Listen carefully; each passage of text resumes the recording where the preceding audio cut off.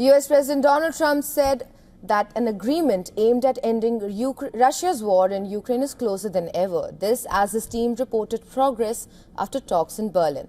Trump made the statement at a White House event after having called into a dinner in Berlin at which his envoys Steve Witkoff and Jared Kushner were holding talks with Ukraine President Volodymyr Zelenskiy and European leaders.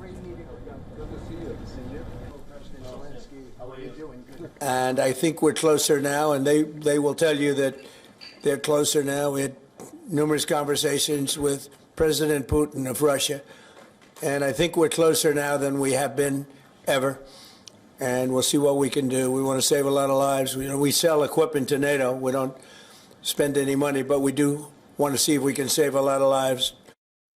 US officials warned Ukraine must accept the deal, which they said would provide security guarantees in line with NATO's Article 5, which calls an attack on one ally an attack on all. German Chancellor Friedrich Merz praised the US for offering what he called substantial legal and material security guarantees, adding that they were a very important step forward.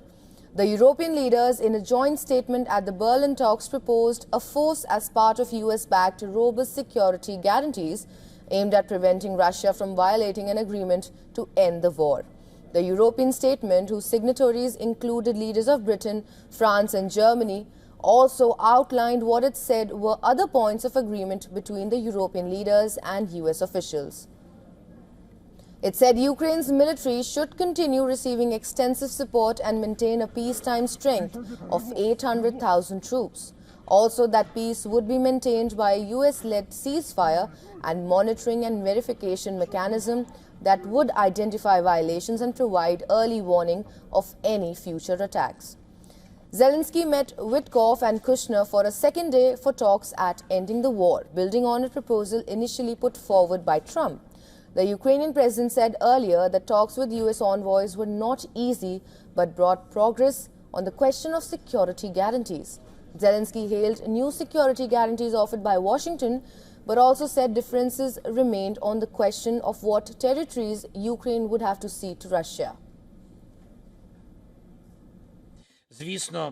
We had enough of dialogue about territories. I think that so far we have different positions, I'll be honest. But I think that American colleagues have heard my personal position. I am very happy that I was able to personally convey this position. An official briefed on the US-Ukrainian talks earlier told AFP that US negotiators still want Ukraine to cede control of the eastern Donbass, made up of the Donetsk and Lugansk region. Moscow controls almost all of Lugansk and about 80% of the Donetsk region, according to the US-based Institute for the Study of War.